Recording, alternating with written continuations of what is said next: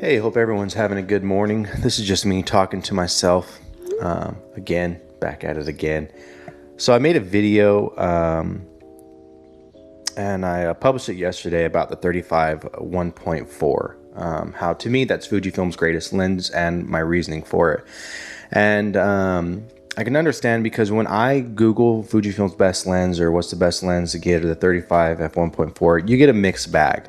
You have people like Matthias Berling who see it for the gem that it is, and they love the rendering and basically all that it can do. And he's very honest about he does an example about the autofocusing and everything. And then you have people who complain about the autofocusing, can't use it for video, it misses, it's not as punchy, it's all these things. And whenever they're saying that, they're basically comparing it as if they were using a newer lens, like the f2 lenses. They're comparing it to that. And I just think that's where a problem comes in. And so, you know, I was thinking about it this morning because one thing I just didn't understand is, I'm going to adjust this mic. I had to get a new mic. One thing I didn't understand is, as photographers, as just artists, you know, just regular people, you know, when did we get so just wrapped around every photo looking the same? And I understand taking inspiration from great photographers, but it's like in 2000, and I'm not sure, maybe like 2000, whenever, I want to say whenever the 5D Mark II came out, around that time. And I was a 5D Mark II owner in like 2016. Whenever the 5D Mark II came out, I feel like Nikon and the Canon wars really started heating up.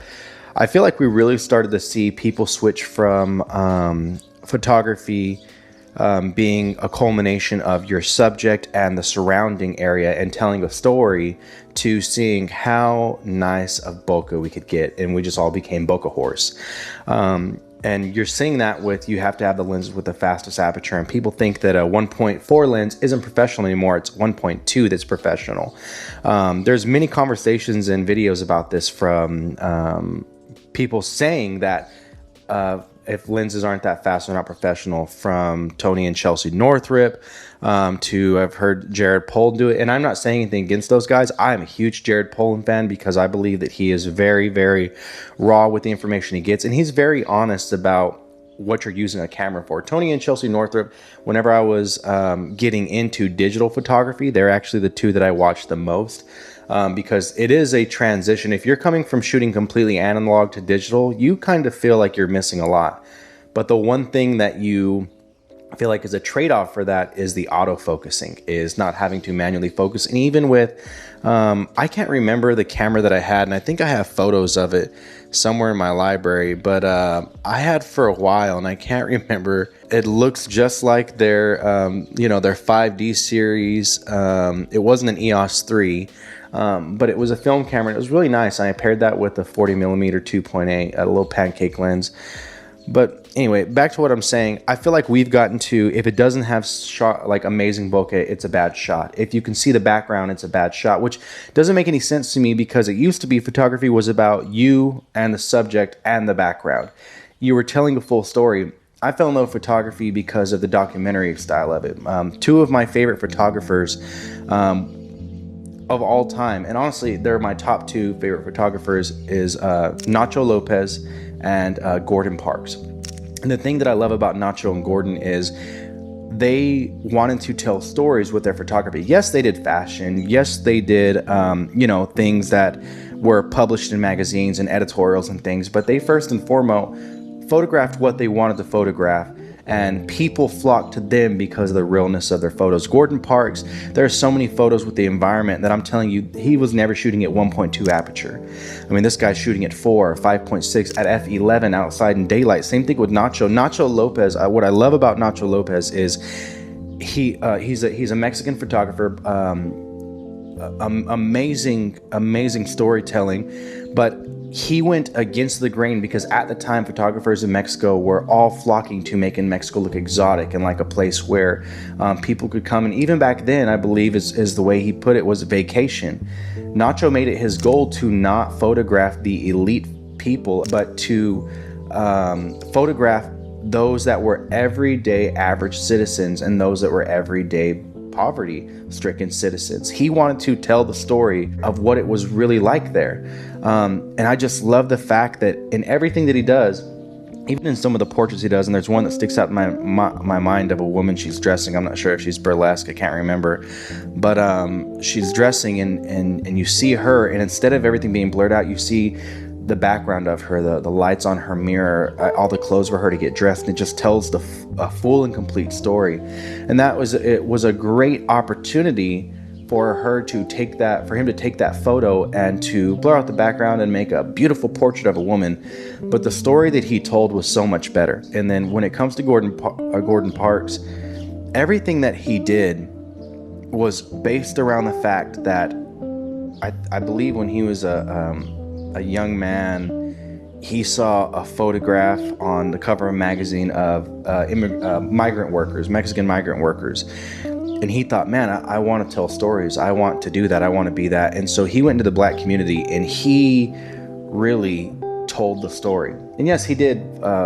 Him more specifically did amazing photography whenever it comes to fashion shoots. And I even heard that Gordon could shoot handheld at 1/10 of a second fashion and move with his subject so that when he took it, there's no blur. I mean, amazing things, how gifted he was. But the greatest thing that he was gifted at was the fact that he was able to tell a story. One of the other greats, and someone that for 50 millimeter focal length might have used it the best and been the greatest of all time, Henri Cartier-Bresson. Him the same way. When he told stories, it wasn't just one face and everything blurred out. And I understand you're a portrait photographer, but portraits are more than just a face and a body and a smooth background. You can tell a story about a person when someone picks where they want to take their portraits. When you pick out an outfit or all these different things, part of what you're telling is a story with the environment around them. And I even think about how a lot of vintage lenses are the best ones, even for medium format. I just think that, we've gotten so wrapped up in specs, and it's consumerism in America is what it is. It's consumerism and it's all across the world.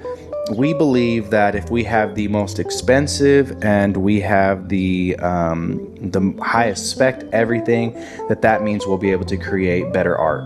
And that's not the case. You create amazing art, you create better art, not by how much money you've spent, but by who you are and the story you want to tell. And can you tell that story? Do you have what it takes to tell that story? Are you brave enough to tell that story? Are you brave enough to go take those photos?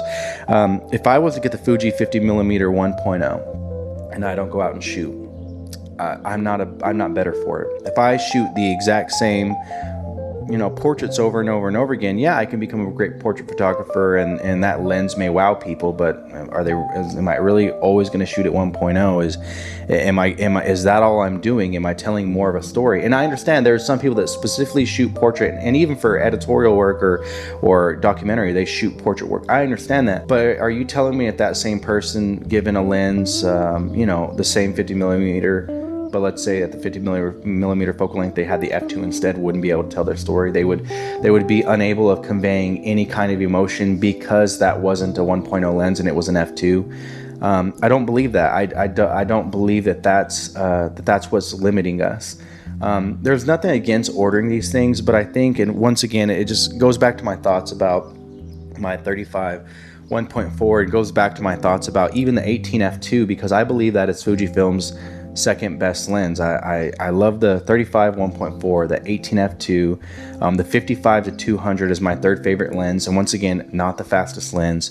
The 56 1.2 is right behind that, and then the 16 1.4 rounds it out for me. Those are my top 5 lenses.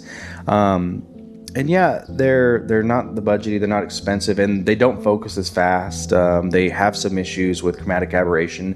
They have some issues with fringing sometimes. They have some issues with ghosting sometimes. They have some flares. But I like the look. I like that because I love the imperfections, because that's what gives it character. It's not all the same. It's a flat picture. Oh, look at the contrast. Oh, look at how sharp it is, corner to corner. It's not the same all the way across. And I think that's beautiful. I think that's great. I think that's something that people could desire, that people should want in their photos. They should want flavor. They should want the imperfection. They should want to see those things. They should want to have that kind of, and it may be a negative detail, but that detail, because when we're getting down to it, manufacturers, they're all going the same way of creating the exact same lens, just in different focal lengths. They want the exact same sharpness. They want the exact same characteristics. They want the exact same look and feel and all these things. And once again, there's nothing wrong with that whatsoever. And if that's what you want, there is nothing wrong with you for wanting that. But when we start to determine how good we are based off of what we have, I think there's kind of, that's where we're missing just a little bit. That's where things are getting kind of off.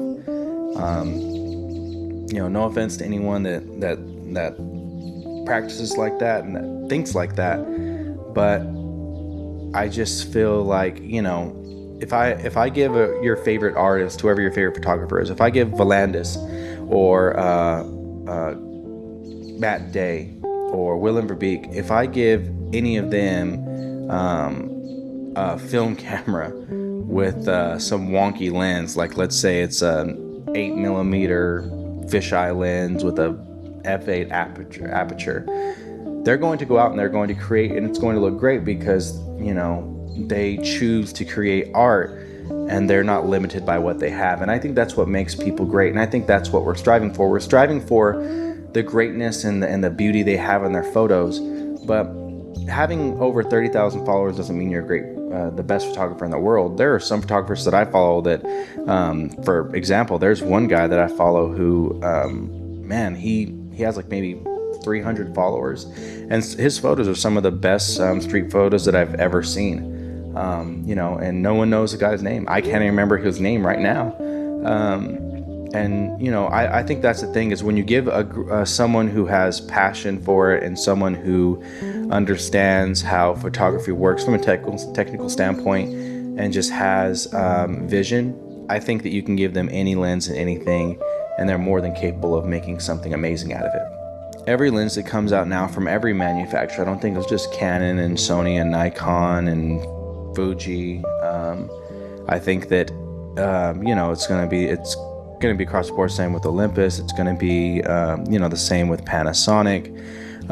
If Ricoh continues, if Pentax continues, everyone's going to go the same route. They're going to try to make everything that they can as sharp as they can. They're going to try to mimic each other. Because that's what everyone's going to put it up against, because reviewers on YouTube are going to shoot that up against the chart and tell you it's not that sharp in the corner. It's if you're looking for something that's going to be sharp corner to corner with a price with a lens at this price, that's what you'd hope for, and it's just not going to deliver that. I would fall back to this lens or this manufacturer. They're going to continue to do that. They're going to continue to do the ASMR where they're acting like, hey man, we really care about the quality of all these things. And it's just specs. It's just specs. The autofocus isn't that great. If you're someone shooting portraits, this would be out of the question. There's so many things I have wrong whenever people say that. Even with camera bodies, oh, this isn't that great. This is this. This is that. And so, I'm just rambling, but I just feel like at some point, you have to get past the specs, and at some point you have to go out there and be an artist, and at some point you have to care about what you're doing, and no amount of coating or a spherical this, that, or the other, or weather sealing, etc., is going to make you the artist you're supposed to be if you continue to be held down by thinking what you don't have, instead of going out there and making art with it. I shoot with 35 1.4, and it is a not fast lens compared to many other Canon lenses. I've shot with the 80 millimeter from Fuji, which is to me the fastest lens that they have, and I love that lens. That's right below the 61.4. And I always go back to the 18 f2, just because I love the 28mm focal length, because I believe that's a documentary focal length, and I just love the extra field of view it gets you aside from the 35. Those are my two favorite focal lengths, and those are my two favorite Fuji lenses, and they're not the fastest, they're not the most incredible, they're not the sharpest corner to corner, they're not the most quality optically when it comes to digital photography lenses, but what they have is they have character, and they have something that when I take the photos, I feel like there's a little bit more there. There's a little bit more there for me to work with, and there's a little bit more flavor that I feel like makes them unique to me and makes me want to look at them over and over and over again. And so in the end, that's what it comes down to, because to be honest, your clients aren't really going to notice much. They're just going to say, cool deal. Thanks for doing this. I look in focus. I have a nice smile. My hair's okay. I'm good. But when it comes to you, you should really try out some of these cheap, disgusting, old, nasty, horrible autofocus lenses sometimes, because you'll see that what they lack in one area, they make up for in abundance and the character that they have with them. So yeah, that's just me just rambling, talking to myself. Have a good one.